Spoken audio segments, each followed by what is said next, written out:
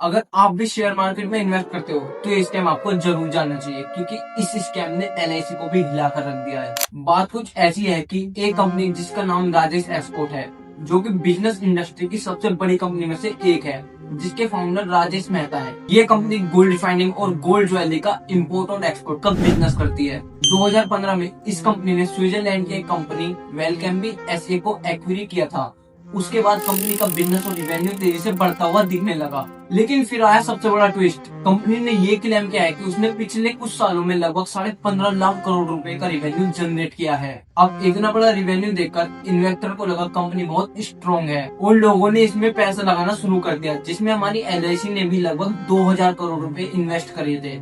लेकिन उन्हीं के एक शेयर होल्डर ने सेबी को ये कंप्लेन कर दिया कि उनके कंपनी के फाइनेंशियल में कुछ तो गड़बड़ है। जब सेबी ने इन्वेस्टिगेशन शुरू की तब चौंकाने वाला सच सामने आया। सेबी के मुताबिक फाइनेंशियल ईयर 2021 से 2025 तक जो रिवेन्यू कंपनी दिखा रही थी उसका लगभग 99% रिवेन्यू फेक था। यानी रिवेन्यू को बैलेंस शीट पर आर्टिफिशियली इन्फ्लेट करके कंपनी को रियलिटी से भी कई गुना बड़ा दिखाया जा रहा था। राजेश एक्सपोर्ट्स का शेयर प्राइस लगभग पिछले 5 सालों में 80% से भी ज्यादा टूट चुका है। जो शेयर कभी 900 रुपए के आसपास था, आज वो शेयर 100 रुपए से भी नीचे पहुंच चुका है। इसमें नुकसान हुआ उन बेचारे शेयर होल्डर्स का, जिन्होंने कंपनी पर और कंपनी के फाइनेंशियल पर भरोसा करके शेयर खरीदे थे।